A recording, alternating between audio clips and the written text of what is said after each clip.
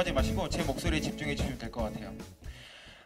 여러분들 다 고민이 있으시죠? 여러분들 요즘 하는 고민들이 되게 많으실 것 같은데, 여러분들은 뭐 세상도 변화시키고 싶고 나도 변화시키고 싶고 또는 뭐 위대한 여행도 이렇게 하고 싶고 되게 여러 가지 일들에 이렇게 꼬여서 살고 있을 것 같아요. 근데 거기에 대한 해답을 저는 오늘 우리의 작은 자취방에서 찾아보고자 합니다. 대부분 사람들은 처음에 자기만의 이유와 또는 각자의 어떤 환상 속에서 자취 생활을 시작을 하지만 대부분의 것들은 한 달이 채 가지 못해 무참히 산산조각 나버리고 말죠. 그리고 나서 직접적인 어떤 현실의 문제점들과 직면하게 됩니다.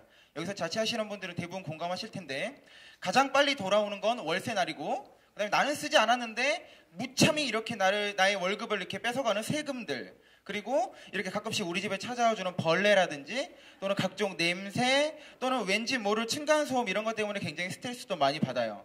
근데 재밌는 건 뭐냐면 우리는 대부분의 이런 문제들을 다 해결을 하면서 살아가고 있다는 거죠. 그리고 더욱 놀라운 것은 우리의 어떤 이런 행동들이 전부 자기계발서나 어떤 강연 또는 어떤 명사들의 어린 시절과 굉장히 일맥상통하는 면이 많다는 것입니다. 자, 일단 기본적으로 자취방을 구하려면 굉장히 많이 뛰어다녀야 돼요. 그래서 굉장히 판단력과 어떤 자기 결정력이 있어야 되고, 또 문제들이 발생을 하겠죠.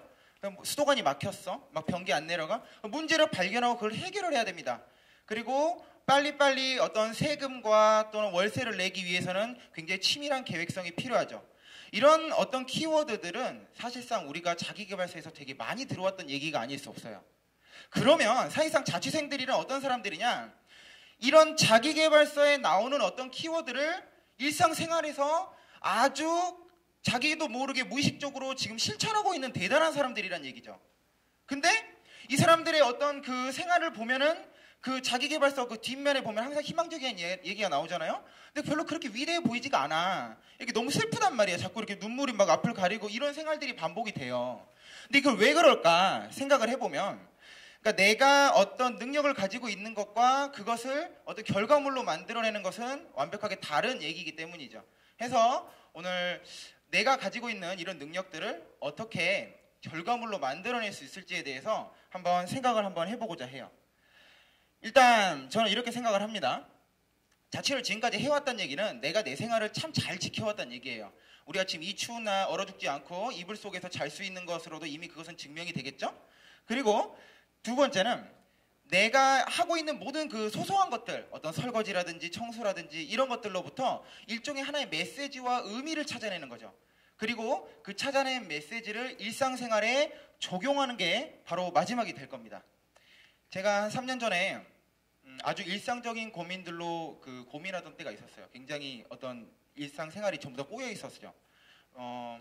일단 회사를 너무 때려치고 싶었고, 사업을 하고 싶었고, 또 이렇게 스펙도 쌓아야 되고, 저는 대학교를 중퇴해서 또 막 대학교도 다시 가야 되나 말아야 되나 되게 막 고민도 많이 하고 있었고, 심지어 돈도 없었어.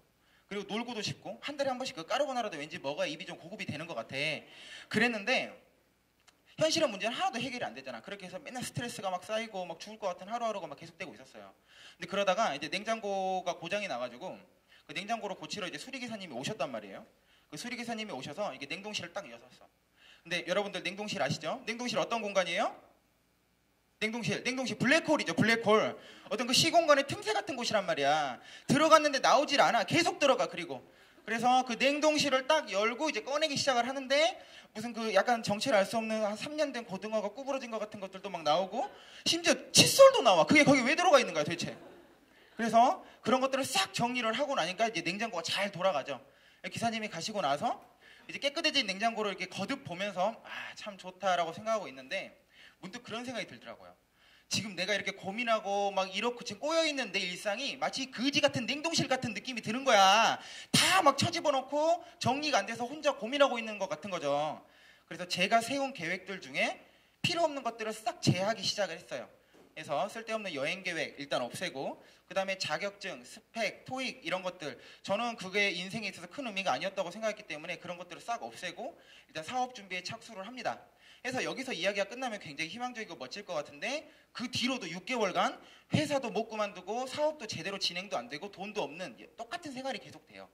그리고 나던 그 다음에 여름에 태풍이 엄청나게 몰아치던 날이었어요. 태풍이 몰아치던 날.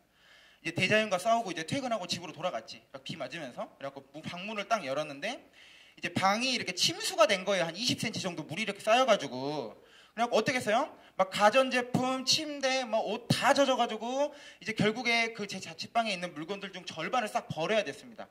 해서 약 이틀에 걸쳐서 물을 빼내고 다 말리고 나서 휑해진 방을 보면서 생각을 한 건데, 참 뭔가 이렇게 다 원점으로 돌아가니까는 사람이 되게 내가 뭘 원하고 뭐를 내가 지금까지 초심이 뭐였는지가 정확하게 보이는 거야. 해서 그때 아주 굳은 결심을 하고 다음날 바로 회사를 그만두겠다고 말을 한 다음 적금을 깨버리고 그 돈을 다 책 사고 강연 듣고 여행하는 데 싹 써버린 뒤에 100만 원만 딱 남기고 그거 가지고 사업을 시작을 했습니다. 해서 지금 엄청 잘 됐으면 좋았겠지만 엄청 잘 되진 않았어요. 하지만 반면에 대신에 저는 거의 제 꿈과 99.9% 일치하는 직장에서 지금 5년 뒤에 제가 만들고 싶은 그런 청소년 기관을 만들어가는 꿈을 서서히 조금씩 이뤄나가고 있고 하루하루가 너무 신나고 아주 재밌는 것 같습니다. 이 얘기는 사실 그런 거예요. 내가 저만의 어떤 고민에 대한 풀이 방법과 어떤 나만의 정답을 찾아냈던 건데 어디로부터 찾아냈냐면 고장난 냉장고와 그런 침수된 집구석으로부터 그 답을 찾아냈다는 거죠.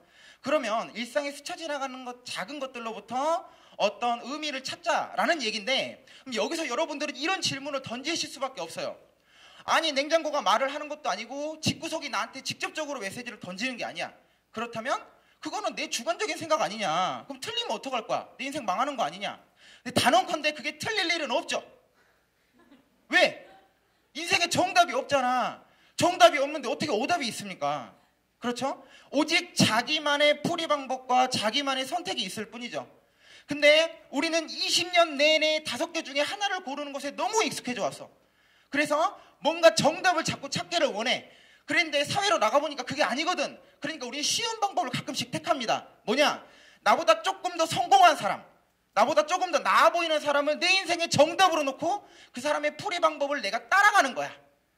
내가 고민하지 않아도 돼. 왜? 그 사람의 방법대로 따라가면 되니까.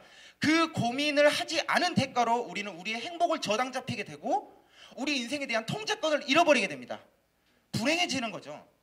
여러분은 지금까지 자취를 하던 안 하던 상관없이 지금까지 꾸준히 여러분들의 생활을 아주 잘 이어오신 분들이에요. 나를 잘 지켜왔단 말이야. 누구보다 내 결정과 나의 선택을 존중해줘야 될 사람은 바로 나죠.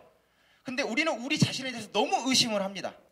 그래서 저는 마지막에 이런 말로 끝내고 싶어요. 헤르만 헤세의 아주 유명한 말이죠. 새는 알을 깨고 나으려 투쟁한다. 알은 세계다. 누구나 태어나려고 하는 자는 하나의 세계를 파괴하지 않으면 안 된다.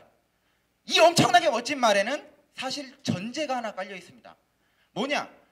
깨고 나오려면 이미 알 속에서 새가 되어야 된다는 거야. 노른자로 이렇게 흘러지게 나올 수 없잖아요? 그렇잖아. 그 알이 어디예요? 알은 바로 우리의 생활이죠. 그리고 흰자는 우리가 주변의 소소한 것들을 의미하는 것 같아요. 그것들로부터 에너지를 얻고 그것들로부터 내가 어떤 메시지를 얻고 내가 강한 가치관과 어떤 자기 확신이 있었을 때 드디어 단단한 부리를 가지고 알을 두들겨 깨고 밖으로 나올 수 있는 거죠. 여러분들이 자신을 믿고 주변의 소중한 것들, 아주 작은 것들로부터 메시지를 얻었을 때 그때부터 세상은 변화되기 시작을 합니다. 바로 여러분이 세상을 변화시킬 겁니다. 아주 작은 것들로부터 메시지를 얻고 또 자기 자신의 어떤 선택과 내 인생에 대한 확고한 믿음, 의심하지 않는 그런 불변의 믿음을 가지고 있는 지혜로운 청춘이 되시기를 응원하겠습니다. 박장선이었습니다.